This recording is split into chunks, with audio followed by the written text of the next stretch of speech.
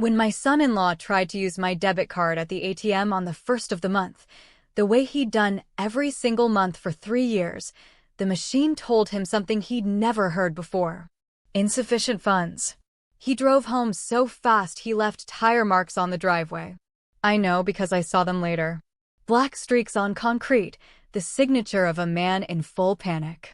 I was in the kitchen when he came through the front door. My daughter was right behind him.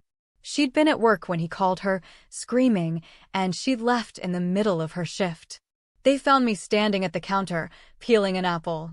Slowly, carefully. The way I do everything now. With intention. My daughter's face was the color of a stop sign. Her husband's neck veins were so swollen they looked like they were trying to escape his body. Neither of them said hello. What did you do? That was my daughter. 39 years old. The baby I nursed. The girl whose skin knees I bandaged. The teenager whose heartbreaks I absorbed into my own chest. She was standing in the living room of my house, the house I bought, the house I paid for, screaming at me because the money had stopped. Where is it, Edith? That was my son-in-law, Graham. 6'2", 220 pounds of rage in a polo shirt. He was waving his phone at me like it was a weapon. The card is empty. Not $1. What the hell did you do? I set the apple down. I set the peeler beside it. I dried my hands on the dish towel hanging from the oven handle. And I looked at both of them with a calm that surprised even me. I changed my banking information, I said. My pension goes into a new account now. One that only I control. The silence that followed was so complete I could hear the kitchen clock ticking. I could hear a dog barking 3 houses down. I could hear the exact moment my daughter's understanding of the world rearranged itself. My name is Edith Callahan. I'm 71 years old. And for 3 years, my only daughter and her husband lived in my house, ate my food, spent my pension, and treated me like the hired help. They spent $63,000 of my retirement money on restaurants and jewelry and vacations I was never invited to, while I wore the same 3 dresses and skipped my arthritis medication because I didn't want to be a burden. Then one morning, I walked into a bank and said 6 words that changed everything. I need a new account, please. This is the story of how I got my life back. And it starts, the way so many stories about women my age start, with a funeral. Before I take you there, if this story resonates with you, if you know what it feels like to give everything to someone who sees you as a resource instead of a person, I'd be grateful if you'd hit like and subscribe. But only if it earns it. Wait. Let the story make its case. And tell me in the comments where you're watching from and what time it is there. I read every single one. Now, let me go back 3 years, to the worst day of my life and the day that made everything that followed possible. Richard died on a Tuesday. He was watering the roses in our garden, the ones he'd been tending for 20 years. Pink knockouts, his favorites. He was standing in the morning sun with the hose in one hand, and then he was on the ground. Massive heart attack. By the time the ambulance arrived, it was too late. The paramedic told me he didn't suffer. That it was instant. He didn't suffer. I've turned that sentence over in my mind 10,000 times. He didn't suffer. But I did. God, how I suffered. Richard Callahan was the love of my life. We met when I was 23 and he was 25 at a church social in Glendale. He was wearing a shirt that was too big for him and he couldn't dance, but he made me laugh so hard I spilled punch on my dress, and that was it. 46 years of marriage. 46 years of quiet breakfasts and Saturday errands and arguments about the thermostat and reconciliations that happened without either of us having to say the words. He was the steady ground under my feet. And then the ground was gone. We'd bought our house together in 1986. A 3-bedroom brick colonial on Winslow Drive. Nothing fancy but ours. We paid the mortgage with 2 incomes, his from the post office and mine from the textile mill. 42 years I worked at that mill. Started on the floor when I was 19, running bobbins. Ended up in quality control. Got up before sunrise every day of my working life. The mill took my knees, my lower back, and the feeling in 2 of my fingers. But it gave me a pension. $1,600 a month. Not a fortune. But mine. Every dollar of it earned with my own hands.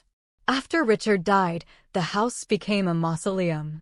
Every room held his ghost. His coffee mug in the cabinet. His slippers by the bed. The newspaper he'd been reading the morning he died, still folded to the crossword puzzle, half finished, a pen beside it. I couldn't throw anything away. I couldn't move anything. I'd wake up at 3 in the morning and walk to the kitchen expecting to find him there, and the emptiness would hit me all over again like it was the first time. Jennifer came to visit often in those first months. She was my only child. 36 then. She'd been working at a boutique downtown for a few years, decent job, nothing spectacular. She'd married Graham Whitford 4 years earlier, a man who sold insurance and smiled too much and called me Mom from the first day we met, which I found either charming or calculated depending on my mood. "Mom, you can't stay in this house alone," Jennifer said one evening. We were sitting in the living room, the same sofa where Richard and I had watched 1,000 movies. "You're not eating. You're not sleeping. Come stay with us for a while. Just until you get back on your feet." Graham nodded beside her. Concerned face. Attentive posture. "We'd love to have you, Edith. You shouldn't be alone right now." I resisted for weeks. This house was my sanctuary. The only place left in the world that still felt like Richard. But the loneliness was crushing me. The nights were so long they felt geological. The silence had weight, and it was pressing down on my chest harder every day. So I said yes. Just for a little while, I told them.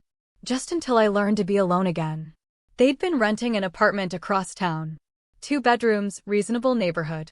When I arrived with my 2 suitcases, they gave me the smaller bedroom, the one that faced the parking lot. It had a single window and a closet the size of a phone booth. "Thank you," I said, because that's what I'd been raised to say. And I meant it. I was grateful. I was drowning in grief, and they'd thrown me a rope. What I didn't understand yet was that the rope was also a leash. The first few months were fine. Bearable. I helped around the apartment. Cooked meals. Did the dishes. It gave me something to do with my hands, which was better than sitting in a dark room talking to a dead man's slippers. Graham was between jobs. He'd been let go from the insurance company a few months before Richard died. Something about a restructuring, though I noticed he never talked about the details. He was supposedly looking for work. Every morning he'd open his laptop at the kitchen table and scroll through job listings with the focused intensity of a man doing absolutely nothing productive. Then the requests started. Graham was first. "Edith, I hate to ask, but I need $200 for a certification course. It'll help me get back into the industry. I'll pay you back next month." I gave it to him without hesitation. He was trying to get back on his feet. That's what family does. He never paid it back. Then Jennifer. "Mom, I'm in a bind with my credit card. Can you help me with $300? Just until my next paycheck. It's embarrassing, but the interest is killing me." I gave it to her. She was my daughter. Mothers help their daughters. She never mentioned it again. These requests came every few weeks. Small amounts at first. Then larger. Always wrapped in justification. Always delivered with the right facial expression. Always followed by the promise of repayment that never arrived. 200 here. 300 there. 500 for an emergency that seemed to happen with suspicious regularity. I didn't mind. Not at first. They were my family. My only family. If my pension could help them through a rough patch, why not? Richard always said family comes first.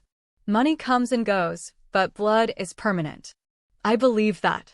I built my entire response to grief around that belief. And they knew it. One evening, about 4 months after I'd moved in, Graham sat down across from me at the kitchen table with a carefully arranged expression of concern. "Edith, I've been thinking. It would be so much easier if your pension went directly into our joint account. That way we can manage all the household expenses in one place. You won't have to worry about bills or budgets or any of that. We'll take care of everything." His voice was smooth. Reasonable. The voice of a man presenting a sensible solution to a problem you didn't know you had. Jennifer appeared beside him. "It makes sense, Mom. You've never liked dealing with finances. Dad always handled all of that, remember? Let us do it. We'll take care of you." Their words were wrapped in love, or what I mistook for love. And they were right about one thing. Richard had managed our finances for 46 years. I'd never had to think about money beyond knowing that there was enough. Now that he was gone, the bank statements and the bills and the account numbers felt like a foreign language. I signed the papers at the bank. I gave them access to my card. I handed over $1,600 a month without reading the fine print, without asking questions, without understanding that I was handing over not just my money, but my autonomy, my independence, and every scrap of leverage I had. I did it because I was grieving, because I was tired, because they were my family and I trusted them completely. That trust was the most expensive mistake of my life. The change was gradual. So slow, I didn't notice it the way you don't notice a tide coming in until the water is at your knees. Graham stopped pretending to look for work. He'd sleep until 11, eat the breakfast I'd prepared without acknowledgement, and spend the rest of the day on the couch. Sports. Video games. His phone. Occasionally, he'd disappear for hours and come back smelling like bar food and beer, and Jennifer never questioned it. Jennifer stopped asking how I was. The conversations about my feelings, about my grief, about whether I'd slept or eaten or cried that day, they just evaporated. Replaced by instructions. Mom, Mark needs his blue shirts ironed by tomorrow. Mom, the bathroom needs cleaning again. There are spots on the mirror. Mom, we're going out tonight. Can you have dinner ready by 6? We'll eat before we leave. They'd go to restaurants I couldn't pronounce the names of. They'd come home with shopping bags from stores I'd never been inside. They'd book weekend trips and leave me in the apartment with leftovers and the television remote and the particular silence of a person who's been left behind. I wasn't invited. I was never invited. Jennifer, it's not the kind of place you'd enjoy, Mom. It's too loud, too crowded. You need your rest. I ate their leftovers in the small bedroom that faced the parking lot, watching television shows I wasn't interested in, and I told myself this was normal. This was family. This was what it looked like when people took care of each other. One day, about a year in, I found a receipt crumpled on the kitchen table. A jewelry store at the Eastfield Mall. Graham had bought Jennifer a gold bracelet. $1,400. My monthly pension was $1,600. I stood in that kitchen holding that receipt and something shifted inside me. Not dramatically. Not with the force of revelation. More like a crack in a foundation. Small. Almost invisible. But structural. While I denied myself new shoes because mine had holes in the soles. While I skipped my arthritis medication because the copay was $40 and I didn't want to ask for money that used to be mine. While I wore the same 3 dresses I'd packed in my suitcase a year ago, my son-in-law was buying $1,400 jewelry with money I'd earned on a factory floor for 42 years. I started paying attention after that. Really paying attention. The way you watch a movie for the second time and suddenly notice all the clues the director planted that you missed the first time around. The nights out. The new clothes that appeared in their closets weekly. The car Graham was somehow making payments on even though he hadn't held a job in over a year. The vacation to the coast that I wasn't invited to and that cost, based on the brochure I found in the trash, $2,200 for 5 days. My pension wasn't covering household expenses. My pension was financing a lifestyle 2 people couldn't afford and 1 person was never meant to enjoy. I tried to talk to Jennifer one evening. We were in the kitchen. She was getting ready to go out. I was washing the dishes from the dinner I'd cooked for them. Honey, I've been thinking. Maybe it's time I went back to my house. It's been over a year. I need to learn to live on my own again. My hands were shaking as I said it. Not from the warm water. From the fear of what she might say. She looked at me with eyes I didn't recognize. Cold. Calculating. Eyes that were measuring the cost of what I was proposing against the benefit of keeping me where I was. Go back to your house? Mom, don't be silly. That house has been sitting empty. The pipes are probably frozen. And how would you manage alone at your age? What if you fell? What if you got sick? She delivered these concerns with the practiced smoothness of someone who'd prepared for this conversation. Who'd anticipated that I might eventually try to leave and had the counterarguments ready. Here you're safe, she said. Here we can take care of you. But in her voice there was no warmth. Only math. That night, I cried in my small room with the pillow pressed against my face so they wouldn't hear. I cried for Richard. I cried for the daughter I'd raised and the stranger she'd become. I cried for the version of myself that had walked into this apartment 16 months ago with 2 suitcases and trust in her heart, and the version that was standing in her place now. Diminished. Invisible. A ghost in someone else's house who happened to generate $1,600 a month. Months passed. The situation worsened because situations like this always worsen. They don't plateau. They accelerate. Once people learn they can take from you without consequence, they take more. It's a law of human nature as reliable as gravity. Graham's demands became sharper. The breakfast eggs were too dry. The shirts weren't ironed properly. I cleaned too slowly. I was too loud in the mornings. I was too quiet in the evenings. I existed wrong, in every direction, and he made sure I knew it. One Friday night, while I was scrubbing the kitchen after cooking dinner for 2 people who'd gone out to eat instead of telling me, I found a bank statement in the trash. Crumpled up, tossed carelessly, because who was going to see it? The old woman? The maid? I smoothed it out under the overhead light and read it line by line. The numbers made the room tilt. In a single month, they'd spent $2,900. My pension was $1,600. The rest was coming from credit cards I didn't know existed. Cards that were being serviced with minimum payments drawn from the following month's pension, creating a cycle of debt that was accelerating with mathematical certainty toward collapse. I sat down at the kitchen table and stared at that statement until the numbers blurred. They were drowning. Not slowly, not gradually, but actively, aggressively drowning in debt they were creating with money they were stealing from me. And what would happen when my pension was no longer enough to service even the minimum payments? What would they do when the math finally caught up? Would they sell my house? The house on Winslow Drive, the one with Richard's roses, the one with the mortgage we'd paid off in 2004, the one that still had both our names on the deed? That thought hit me like ice water. My house. I hadn't been back to Winslow Drive in over a year. I hadn't checked on it, hadn't maintained it, hadn't even driven past it. And the deed was in my name. A fully paid-off house in a decent neighborhood. An asset that, in the wrong hands, could be leveraged, borrowed against, sold. I lay in my narrow bed that night staring at the ceiling crack that looked like a river on a map, and I made a decision. Not a dramatic one. Not yet. A quiet one. The kind of decision that lives in the space between one breath and the next. I needed to know exactly what they'd done with my money. I needed proof.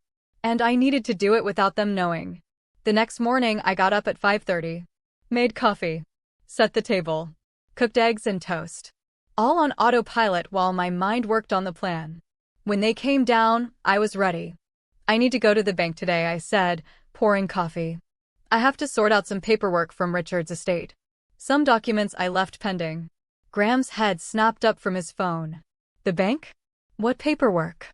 I can go for you if you need something. Too eager. Too quick. The response of a man who didn't want me anywhere near a bank. It's personal, I said. Documents I need to sign myself. Estate business. I lied without blinking. The lie came out so smoothly it almost frightened me, but I'd been watching experts for 18 months. I'd learned from the best. Jennifer exchanged a glance with Graham. Mom, let me come with you. I can take off work this afternoon. I'll be fine, I said. I'll take the bus. I've been riding buses for 50 years. My voice had something in it that made them both pause. Something new. They couldn't identify it, but they could feel it, the way animals feel a change in atmospheric pressure before a storm. I left before they could object further. The bank was 20 minutes by bus. I sat in the back with my purse on my lap and my heart beating so loud I was certain the woman beside me could hear it. A young woman named Denise helped me.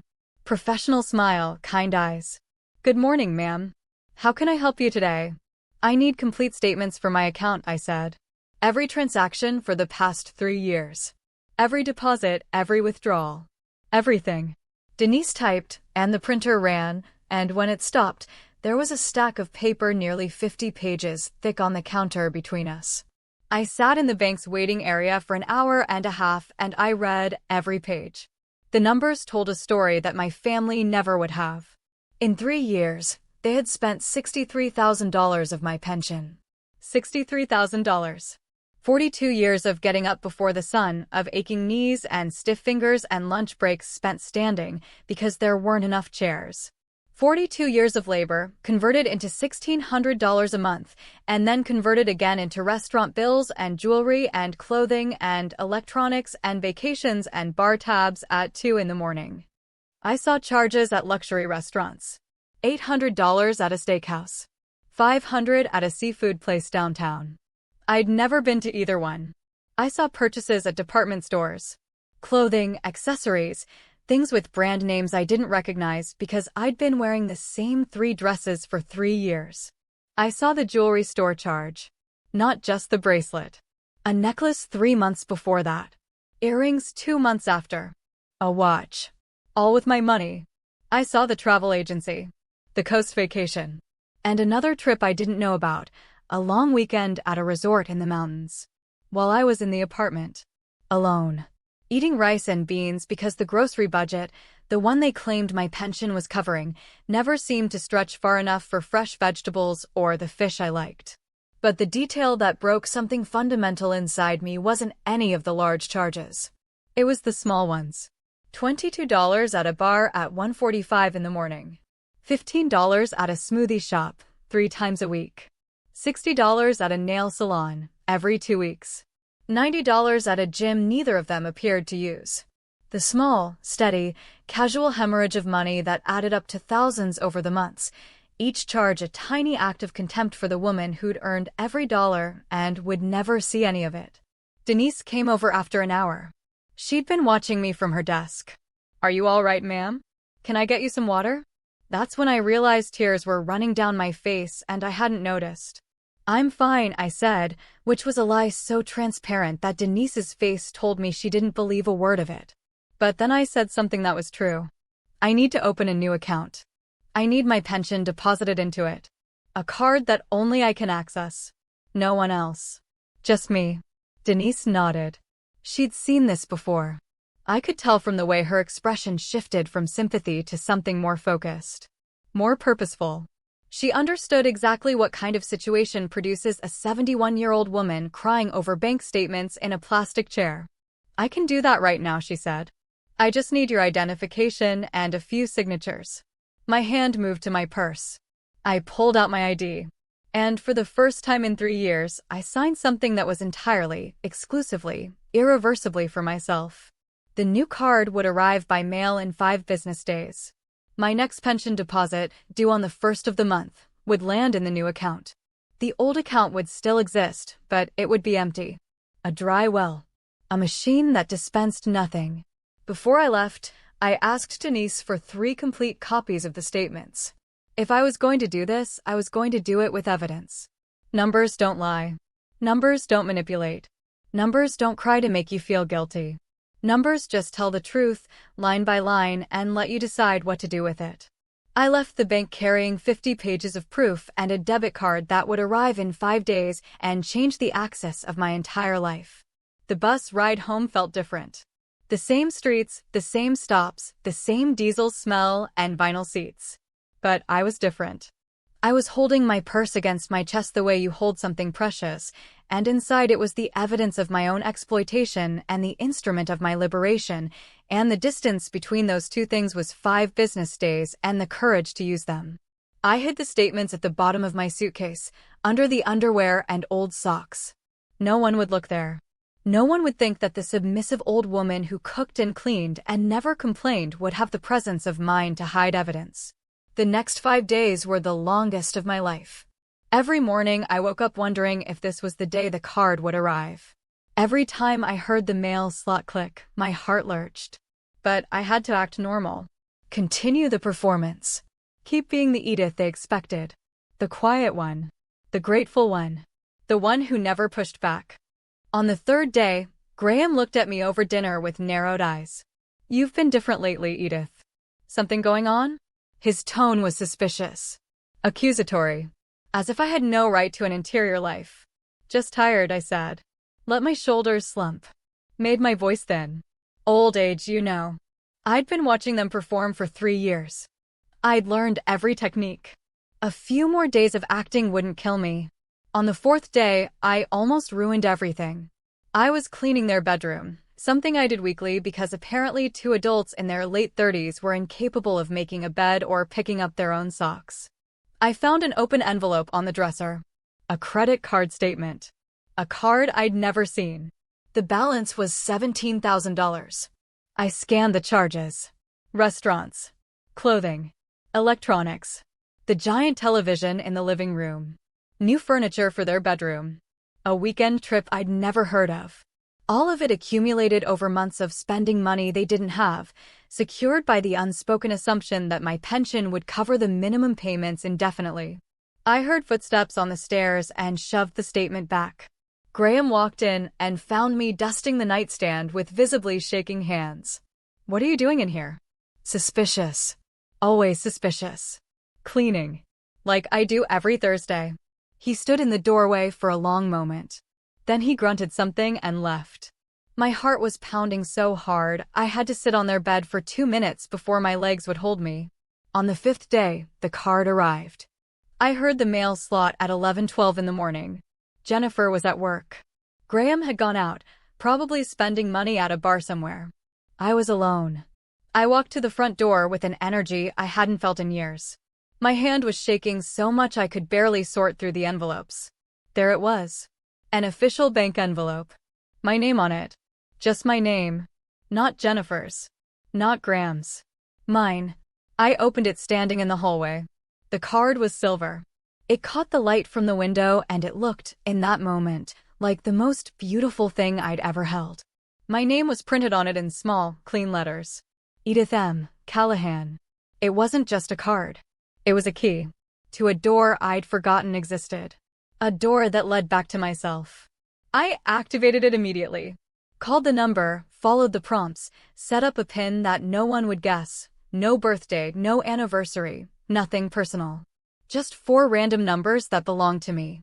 When the automated voice confirmed that my account was active and that my next pension deposit would arrive in 2 days, I sat down on the hallway floor because my legs couldn't support both my body and the relief flooding through it. 2 days. In 2 days, Graham would walk to the ATM the way he always did on the first of the month, the way he'd done 36 times in a row, and the machine would tell him no. And then the storm would come. I spent those 2 days in a state of strange, suspended calm. I cooked. I cleaned. I ironed Graham's shirts. I moved through the apartment performing every task they expected of me, and I carried inside my chest a secret that grew heavier and lighter at the same time. On the last night, the night before the first of the month, I couldn't sleep. I got up at 3 in the morning and sat at the kitchen table in the dark. The refrigerator hummed. The apartment was silent. I held a mug of chamomile tea between my hands and stared at the table where Richard and I had shared thousands of breakfasts in our old house, and then at this table, a different table in a different kitchen where I'd become someone I didn't recognize. How had it happened? At what exact point did love become a transaction? Was there a single moment I could point to, a specific day when my daughter looked at me and saw a revenue stream instead of a mother? Or was it gradual, the way water erodes stone, so slow you don't notice until the shape is completely changed? I didn't have answers. I just had a debit card in my suitcase and 48 hours of silence left to fill. Monday morning. The first of the month. Gray sky. The smell of approaching rain. I got up early. Made coffee. Set the table. Eggs, toast, the routine that had calcified around me like plaster over 3 years. My hands were steady. My heart was not. Graham came down at 9:15, already dressed. Keys in hand. Going to the bank, he announced. Need to grab some cash. He didn't look at me when he said it. He never looked at me when the subject was money. I was the source, not the person. You don't make eye contact with an ATM. Have a good day, I said in a neutral voice. He left. The door slammed. I stood by the stove and I counted. I didn't have to count long. 18 minutes later, tires screeched in the parking lot. The front door flew open so hard it bounced off the wall. Graham's footsteps hammered up the hallway like a man fleeing a fire, except he wasn't running from something. He was running toward me. And that brings us back to where we started. Jennifer screaming. Graham pacing. The veins in his neck. The accusations. The fury. But now you understand the context. Now you know the 3 years of silence that preceded the 6 minutes of truth. Now you know what was inside that purse sitting on the entryway table.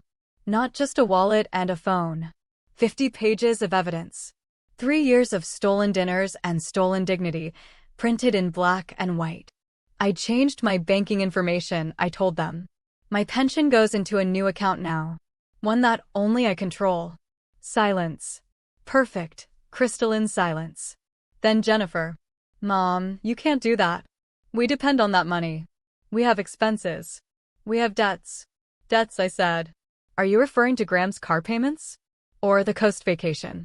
Or the $17,000 on a credit card I didn't know existed? Jennifer's mouth opened and closed without sound. Graham went from red to white in the time it takes to blink. How do you know about that? Jennifer whispered. I know about everything. I pulled the statements from my purse and set them on the table. Every restaurant. Every jewelry purchase. Every trip I wasn't invited to. Every dollar of my pension that went into your life while I wore the same 3 dresses and skipped my medication. Graham's voice was low, dangerous. You live in our apartment. You eat our food. It's the least you can do to contribute. I felt something rise in my throat. Not tears. Something harder. Your apartment? This is a rental, Graham. A rental you couldn't afford on your own, which is why you needed my pension to cover it. And as for food, I've cooked every meal in this kitchen for 3 years. Every egg, every piece of toast, every pot of soup. The food I buy. With the grocery money that comes from my pension. Jennifer started to cry. Mom, I can't believe you're doing this to us. After everything we've done for you. Everything you've done for me. I let the words sit in the air. Tell me, Jennifer. What exactly have you done for me? Have you taken care of me? You wake me up at 6 in the morning to make breakfast. I wash your clothes, iron your husband's shirts, clean every surface in this apartment. I'm your cook, your maid, and your paycheck. Which part of that is taking care of me? Graham slammed his fist against the wall.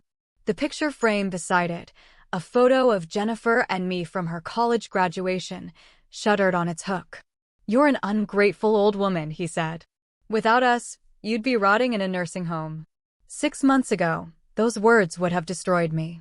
They would have crawled inside my chest and made a nest there, and I would have spent the night crying into my pillow, apologizing for existing. Today they bounced off me like rain off a window. Maybe, I said. I picked up my purse from the entryway table. Maybe I am an ungrateful old woman. But this ungrateful old woman has her pension back. And her house.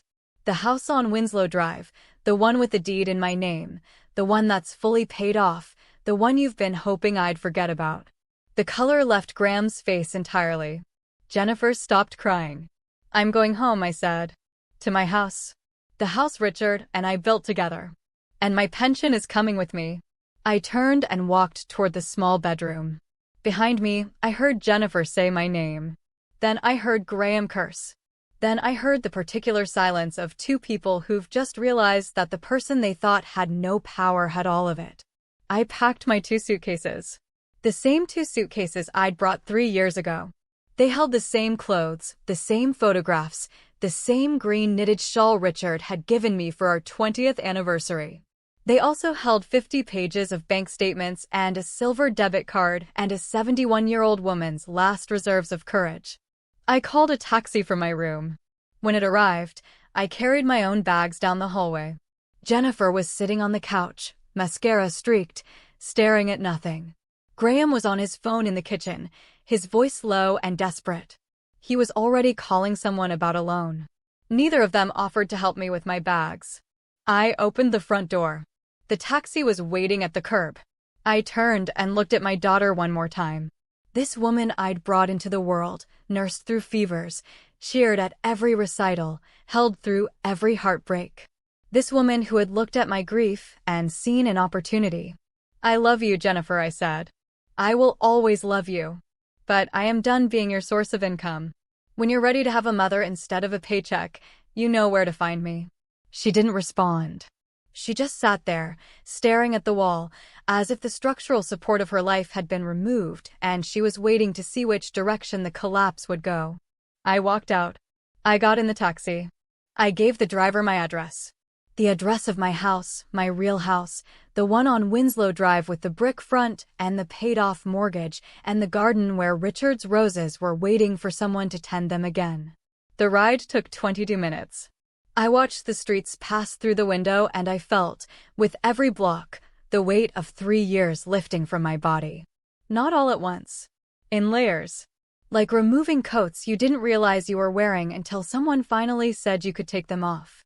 When the taxi pulled up to Winslow Drive, I sat in the back seat for a full minute before I opened the door.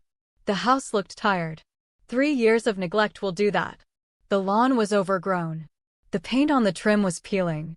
The roses were wild, unpruned, tangled into each other like they'd been reaching for something. But the roof was solid. The walls were standing. The foundation was intact.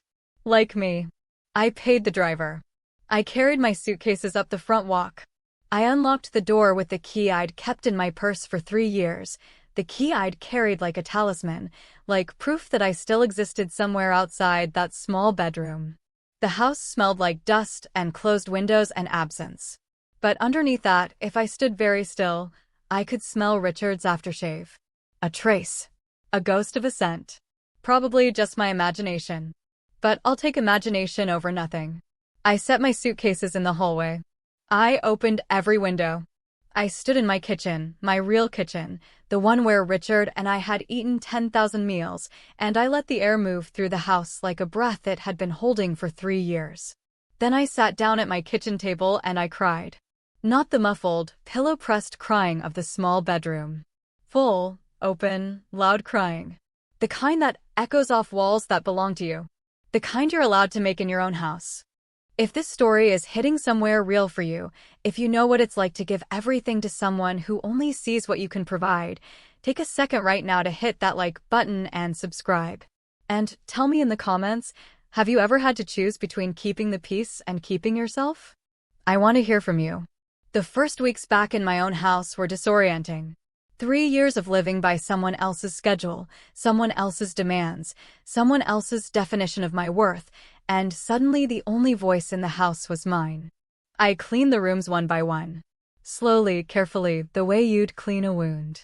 I scrubbed floors and washed windows and dusted shelves, and with every surface I restored, I felt something inside me being restored too.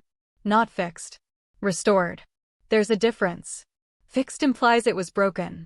Restored implies it was always there, just buried.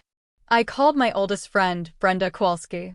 We'd been neighbors years ago, before Jennifer moved me out of my own life. Brenda and I had walked together every morning for 15 years. Coffee at her house on Tuesdays, cards on Thursday evenings. I'd disappeared from her life 3 years ago without explanation. Jennifer had told her I was too tired for visitors, that my health was fragile, that I needed rest. When Brenda picked up the phone and heard my voice, she started crying before I finished my first sentence. Edith. Oh, Edith. I knew something was wrong. I called Jennifer so many times. She always had an excuse. I should have pushed harder. I should have come to find you. You couldn't have known, I told her. I didn't even know. Not really. Not until it was almost too late. She came over that afternoon. She brought a casserole and a bottle of wine and the particular kind of friendship that doesn't require explanation because it already understands everything. We sat on the porch and I told her everything. 3 years of silence, breaking open like a dam. Brenda listened. Didn't interrupt. Didn't judge. When I finished, she took my hand. Sacrifice isn't love when it costs you everything, Edith. That's not sacrifice. That's consumption. They were consuming you. She was right. I'd been a fuel source. Not a person. Not a mother. A fuel source. The days turned into weeks. I joined a watercolor class at the community center. I'd always wanted to try painting, but never had the time or the permission or the energy. Now I had all 3. My paintings were terrible. Lopsided flowers, skies that looked bruised, trees that leaned in directions trees don't lean. But they were mine. Every crooked line was a decision I'd made for myself, and that made them beautiful. I started a garden. pruned back Richard's roses, which had gone completely wild, tangled and thorny and still, somehow, producing flowers. I planted vegetables, tomatoes and peppers and herbs.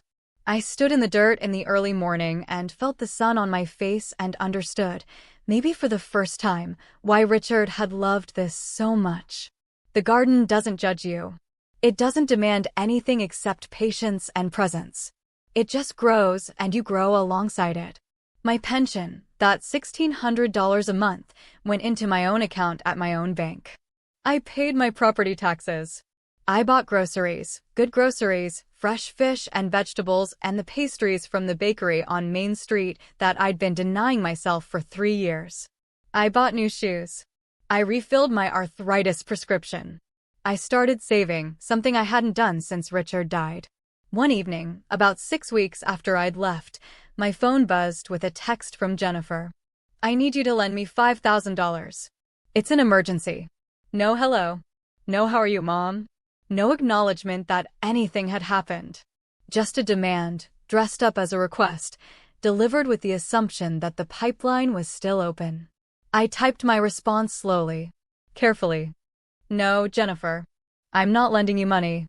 If you have a genuine emergency, there are social services and community resources that can help. But my pension is no longer available to you." Her reply was instant. "I knew you were selfish. I wish Dad were alive to see what you've become." I stared at that message for a long time. It was designed to hurt. It was designed to invoke Richard's memory as a weapon, to make me feel like the woman he loved would be ashamed of the woman I'd become. But I knew Richard. I'd known him for 46 years. And I knew, with a certainty that went deeper than grief, that Richard would have been proud of me. He would have been furious at what they'd done. And he would have held my hand and said, "It's about time, Edie." I blocked Jennifer's number. Not forever. Just for now. Every message from her was a hook, designed to drag me back into the water I'd finally climbed out of. The months passed. I found a rhythm. Mornings in the garden. Afternoons with Brenda or at my watercolor class. Evenings on the porch with a book and a cup of tea, watching the light change through the trees on Winslow Drive. I was eating dinner one evening, a meal I'd cooked for myself, pasta with fresh tomatoes from my garden and basil I'd grown in a pot on the windowsill, when the doorbell rang. I opened the door and found a young woman on my porch. 27, maybe. Dark hair, warm eyes, a face that carried an expression I recognized because I'd worn it myself. The look of someone who's been worried for a long time and has finally decided to do something about it. Grandma. My heart stopped. Sophie. My granddaughter. Jennifer's daughter from her first relationship, born when Jennifer was 21. Sophie had gone away to college 5 years ago, and I'd lost contact with her gradually, and then completely. Jennifer had told her I was resting. That I was fragile. That I didn't want visitors. Jennifer had told everyone the same story, isolating me from everyone who might have seen the truth and intervened. Cutting every line that connected me to the outside world until the only people left were the people who were taking from me. Sophie stood on my porch with tears in her eyes. "Grandma, I've been trying to reach you. Mom always said you were too tired, that you didn't want to talk. But Brenda found me on social media last month and told me what happened. I drove 4 hours to get here." I pulled her inside and held her, and we both cried in the hallway of my house, and for the first time in years, the tears were the good kind. The kind that means something has been found, not lost. Sophie stayed for 3 days. We talked until our voices were raw. She told me about her job, her life, her dreams. I told her everything that had happened. The pension. The exploitation. The small bedroom. The bank statements. The morning I walked into the bank and asked for my life back. When she left, she hugged me in the driveway for a long time. "I'm coming back every month," she said. "And I'm calling every week. And Mom is not going to keep me away from you ever again." She kept that promise. Every month, like clockwork. Every week, a phone call. Sometimes short, sometimes long, always real. Then one afternoon, 5 months after I'd left the apartment, 6 months after I'd changed my banking information, there was a knock at my front door. I opened it, and Jennifer was standing on my porch. She looked different. Thinner. Tired in a way that sleep doesn't fix. No makeup. Simple clothes.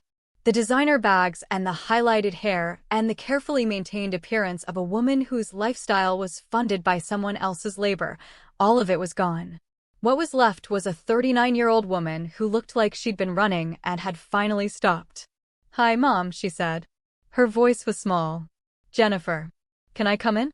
I just want to talk. I'm not here to ask for anything." I looked at her for a long moment. My daughter. The baby I'd held at 2 in the morning while she cried with colic. The 5-year-old who'd brought me a dandelion and called it a flower. The teenager who'd sobbed on my shoulder when her first boyfriend left. The woman who'd spent $63,000 of my pension and called me selfish when I asked her to stop. I stepped aside. Let her in. We sat in the living room. The same room where she'd taken her first steps. The same carpet, even though it was more worn now. There was space between us on the couch. A careful, measured distance. "Graham and I split up," she said, looking at her hands. 3 months ago. Turns out he had debts I didn't know about. Gambling. Online poker. When my access to your pension disappeared, the whole thing collapsed. He couldn't make payments. Creditors started calling. He blamed me. I blamed him. And then he left. She looked up. Her eyes were red. "I'm living with a friend right now. I got a second job. I'm trying to pay off the debt. It's going to take years." She paused. "I didn't come here to ask for money, Mom. I came to tell you that you were right. About everything. I used you. I let Graham use you. I turned you into a servant in your own family, and I told myself it was fine because you were my mother and mothers are supposed to sacrifice." The tears came. "But that's not sacrifice. That's theft. I stole your money and your dignity and your freedom, and I did it while telling myself I was taking care of you." She wiped her face with the back of her hand. "I'm sorry. I'm so sorry, Mom. I don't know if you can ever forgive me. I don't know if I deserve it. But I needed you to hear me say it. Not because I need something from you. Because you deserved to hear it 3 years ago, and I was too selfish and too comfortable to say it." We sat in silence for a long time. The clock ticked. The refrigerator hummed. Outside, a bird sang something complicated in the maple tree. "Why now?" I asked quietly. "Why are you saying this now?" "Because when Graham left me with nothing, when I was standing in an empty apartment with bills I couldn't pay and no one to call, I finally understood what I did to you. I felt what you felt. Used. Discarded. Invisible. And I hated it. And then I hated myself, because I'm the one who made you feel that way for 3 years. I looked at my daughter. At the lines on her face that hadn't been there 3 years ago. At the dark circles and the bitten nails and the particular exhaustion of a woman who's been forced to meet herself honestly and didn't like what she found. I wanted to hug her. Part of me wanted to pull her close and tell her everything was forgiven, everything was fine, everything would be like it was before. But it couldn't be like it was before. Before was the problem. "I appreciate you saying this," I said. "I really do. But an apology is a beginning, Jennifer. Not an ending. I need to see change. Real, sustained, consistent change. Not words. Actions. Over time." She nodded. "I know. I'm not asking you to trust me today. I'm asking for the chance to earn it back." We talked for 2 hours. It was painful and honest and raw and necessary. I told her what those 3 years had felt like. She listened without defending herself. She told me about her own fear and weakness and the way she'd rationalized every transgression. I listened without rescuing her from the discomfort. We didn't hug when she left. We didn't promise that everything was fixed. She stood on the porch and I stood in the doorway, and we looked at each other across the distance that 3 years of exploitation had built between a mother and her daughter. "I'll call you next week," she said. "If that's okay." "That's okay." She walked to her car. An old sedan, nothing like the lifestyle she'd been living on my dime. She got in, started the engine, and drove away. I stood on the porch for a long time after she left. The sun was setting. The sky was the color of something ending and something beginning at the same time. Richard's roses were blooming along the fence, pink and wild and stubbornly alive. I didn't know if Jennifer and I would rebuild what we'd lost. I didn't know if the damage was reparable or permanent. Some things break clean and can be glued. Some things shatter into too many pieces. But I knew this.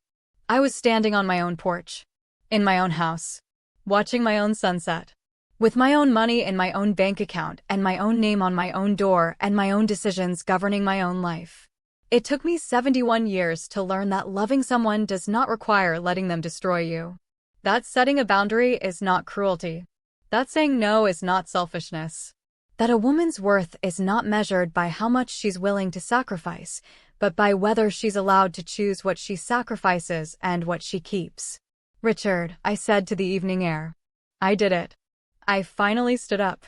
And somewhere in my memory, in the part of my heart where he still lives and always will, I heard him say what he always said when I did something that scared me. That's my girl. I went inside. I closed the door. I made myself a cup of tea. I sat at my kitchen table and I opened a book and I read until my eyes were heavy.